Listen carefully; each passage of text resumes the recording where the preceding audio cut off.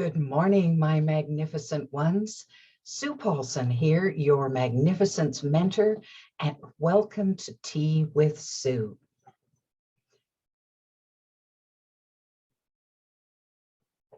I'm all set up, mint tea this morning. I have a question for you today. The question is, have you lost your spark? So what is spark? Well, it's that zesty feeling inside that helps us come alive and brighten us up and gives us joie de vivre. We feel just so good about the day. In fact, we feel great about the day. Well, it seems as if the weight of the world, the weight of what's going on in the world, and maybe what's going on in our own personal lives is wearing us down, pushing us further into depression or sadness or emotional pain or whatever. And because of the weight of that, we lose our spark. It doesn't go out, it's there, but it's buried. And maybe it's buried under layers and layers and layers of stuff that doesn't smell that good.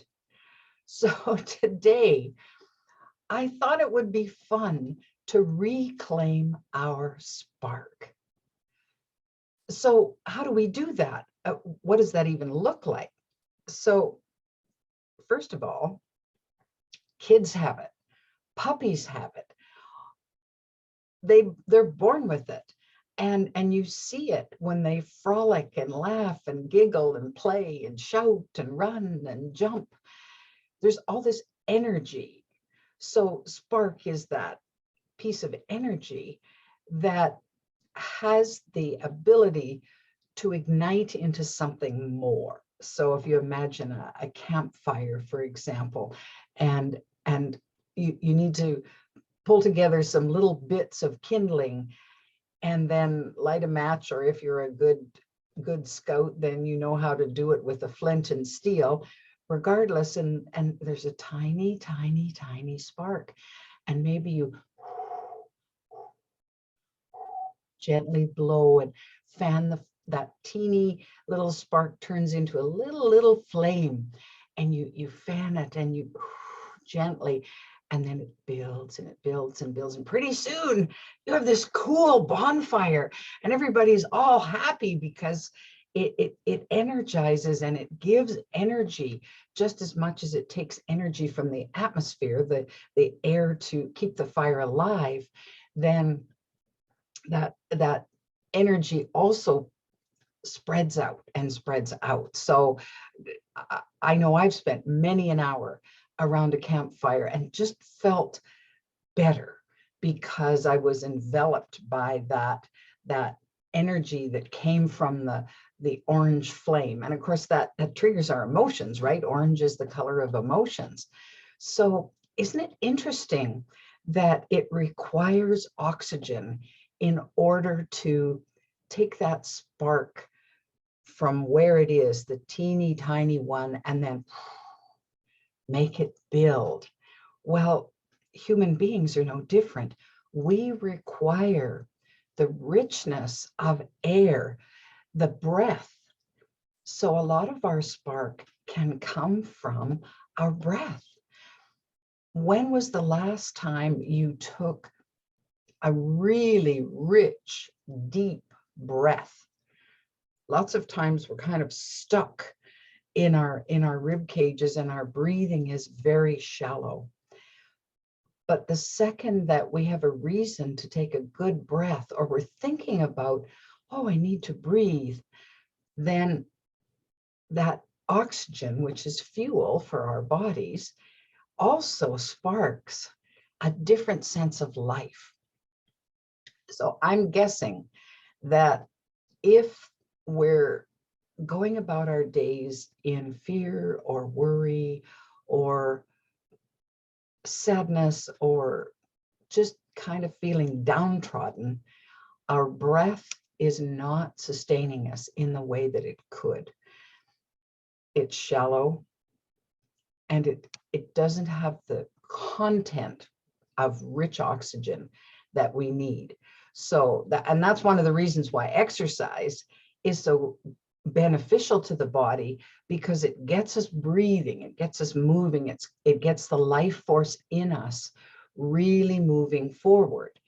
And even if you're out on the path and something startles and scares you, it triggers that breath.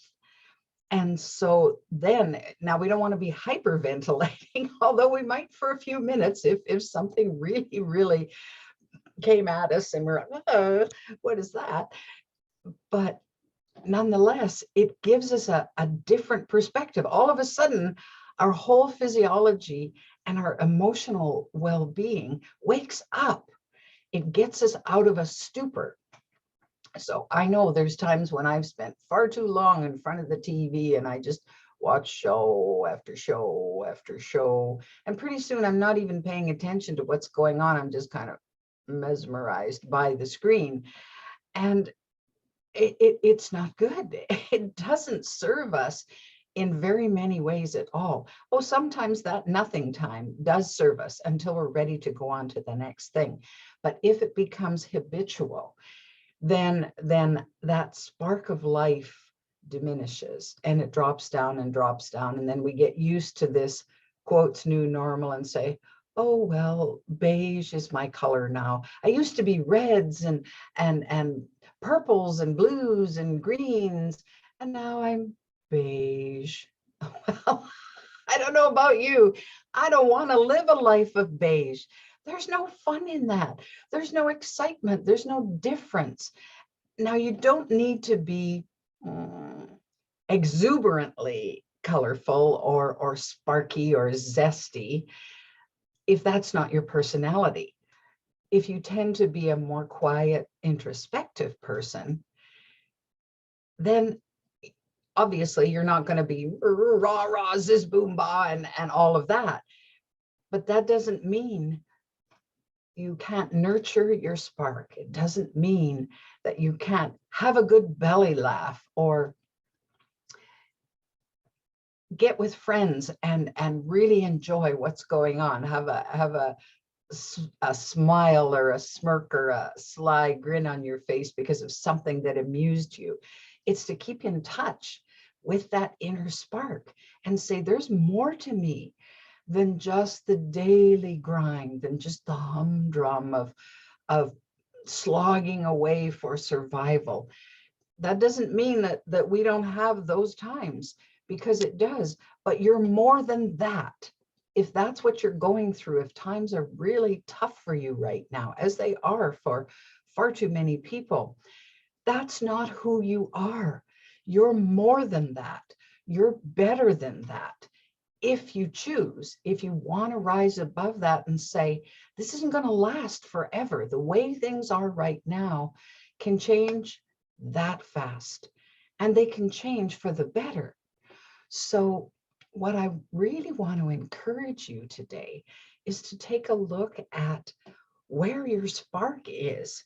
And if it's buried, if it's gone way below what you know is really you, that you have not honored that spark in a long, long time, then it's time to do something about it. It's time to reclaim that. Mostly for you, because you deserve that. You deserve to have the fullness and richness that life has to bring. And it's also for other people, because let's face it, each of us gets a great deal of joy out of someone else's joy. And we can catch fire because someone else's spark has ignited our own. That's why I absolutely delight in playing with my granddaughters. When I play with them, it's as if I'm their age again. Now, my body certainly protests after the fact and says, come on now, you're not 3. You don't have the energy level that they do. But when I'm with them, it feels as if I do. So my spark catches with theirs. And of course it works both ways. So if I run around after them and they shriek and laugh about what's going on, then they catch my spark and vice versa. And it just builds and builds and builds. And it's absolutely delightful. Well, I can feed from that joy for days afterwards, because in an instant I can remember how much fun it was. So maybe that's one of the steps to take if you're having a little trouble getting that spark going. It's like here in Alberta in the wintertime when your battery is just about dead and you turn the ignition and it goes and you want it to go and then boom and it boom. So you want that, but it's not doing it. Well, sometimes that happens to us personally, that our we turn the ignition and say, okay, spark, where are you? And you go and you go, okay, that's not good. So where does your spark come from? Well, maybe it's going back into your own childhood and remembering what brought you joy, what got you giggling and laughing and so on. Any memories that you have that brought you that zest and helped you come alive and feel alive, that's your spark. So just remembering that will help you. And then you're going to go, rrr, rrr, rrr. Well, it's practice, right? So this is the time to just keep at it and keep at it and keep at it, because you remember that. Oh, and then I remember that, and I remember that. And pretty soon you can say, I'm back. My spark is here. I haven't allowed the burdens of life, the seriousness of life. Oh, wow, we take ourselves so seriously. What about play? It's time to play, because our creativity is at its highest when we allow our minds to play, when we allow our bodies to play, when we get engaged with life. That's when we get more productive and more creative.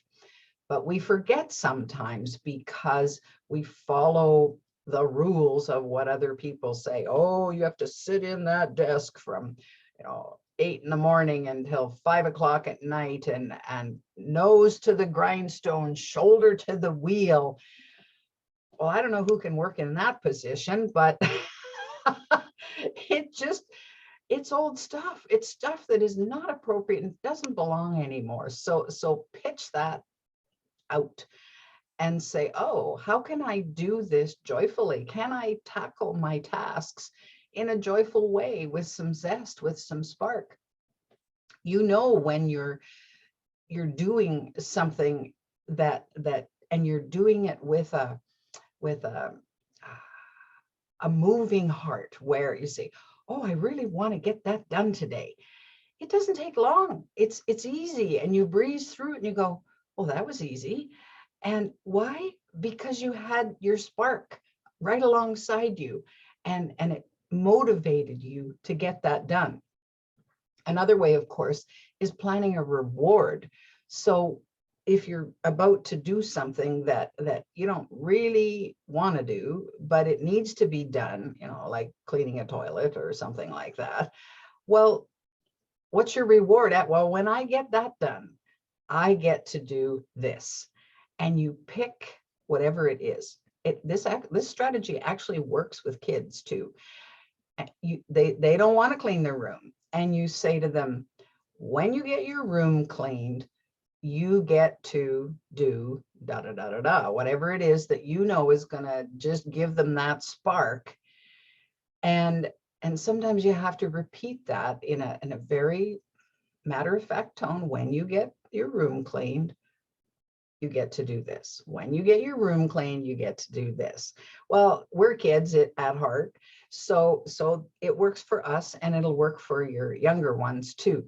Sometimes they'll resist and they'll be a little stubborn about it, as we are, right? I don't want to do that. Well, why can't I? We whine and complain for a little while. And then eventually I'm thinking, I'm wasting all this time. When I get this done, I get to do that. So I really want to do that. And so let's get this done. And then away you go. So that's what I wanted to share with you today, is to inspire you and trigger you into your own spark. It's your lifeline to your life. And you don't want it wavering or shorting out on you. You want to be able to strengthen it and strengthen it and strengthen it, because there's your magnificence right there. And you deserve that. You deserve to have this in your life. So this week, I want to encourage you to just seek out that spark and grab onto it, give it attention every day. And if you can, especially if your spark is really low, give it attention several times during your day, because that's part of who you are. It's a big part of who you are. And it's going to enable you to do everything that would bring you even more joy. It builds on itself and it spirals upward instead of spiraling downward. You know you can do this. You are magnificent enough to take this on. So go find your spark, and then just allow that spark to spread to everyone else you know. You might be surprised at how wonderful that turns out to be. If you're enjoying Tea with Sue, I invite you to subscribe to my page. Please download my app, The Magnificence Mentor. There are many more videos on there designed to get you thinking and inspiring you to live your magnificent life. And it's lots of fun besides. Have a glorious weekend. Take good care, and we'll see you next time.